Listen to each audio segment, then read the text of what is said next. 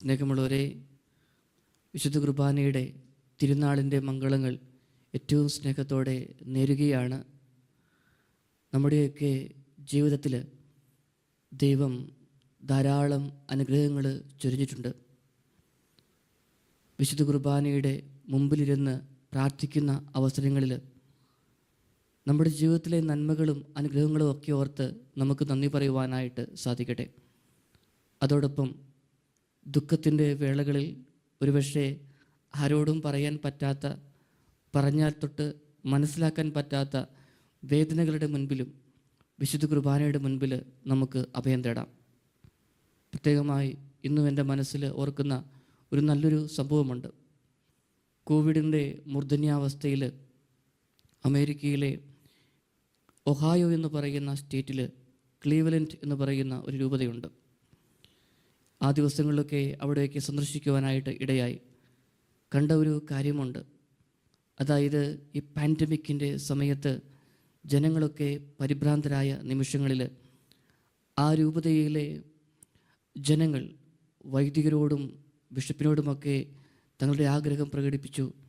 പള്ളി തുറക്കണം, രാവിലെ പരിശുദ്ധ കുർബാന എഴുന്നള്ളിച്ച് വയ്ക്കണം, ഞങ്ങൾ കോവിഡിൻ്റെ എല്ലാ പ്രോട്ടോക്കോളുകളും പാലിച്ചുകൊണ്ട് തന്നെ വിശുദ്ധ കുർബാനയുടെ മുമ്പിൽ സന്നിഹിതരായിരുന്നോളാം, ആരാധിച്ചുകൊള്ളാം, പ്രാർത്ഥിച്ചുകൊള്ളാമെന്ന്. പ്രിയപ്പെട്ടവരെ, മിക്ക പള്ളികളും ആ രൂപതയിലെ തുറന്നു. രാവിലെ 9 മുതൽ 6 മണി വരെയുള്ള സമയം. എന്നെ അതിശയിപ്പിച്ച ഒരു കാര്യമുണ്ട്. പള്ളിയിൽ 60 70 അല്ലെങ്കിൽ 100 പേര് മാക്സിമം കൊള്ളും, കാരണം സോഷ്യൽ ഡിസ്റ്റൻസ് ഒക്കെ കീപ്പ് ചെയ്തിരിക്കണം.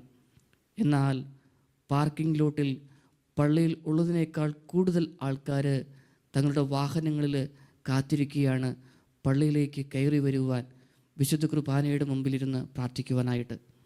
പ്രിയപ്പെട്ടവരെ, ഒരു സുഹൃത്തിനോട് പങ്കുവയ്ക്കുന്നത് പോലെ ദുഃഖങ്ങളും വേദനകളുമൊക്കെ പങ്കുവെച്ച് അവരങ്ങനെ ദൈവത്തിൻ്റെ മുമ്പിൽ നിന്നും വീടുകളിലേക്ക് പോവുകയാണ്. വീണ്ടും കുറച്ച് നാളുകൾ കഴിഞ്ഞപ്പോൾ വീണ്ടും ആ സ്ഥലം സന്ദർശിച്ചു. എനിക്ക് ഭയങ്കര സന്തോഷം തോന്നി. കാരണം എന്താ, മറ്റു പല സ്ഥലങ്ങളിലും ആൾക്കാർ വളരെ കുറവാണ്.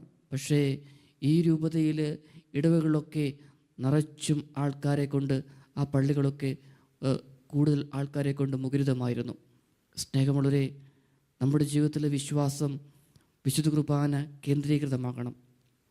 ഞാൻ സ്വീകരിക്കുന്നത് വെറും അപ്പമല്ല, എൻ്റെ ഈശോയിനെയാണ്.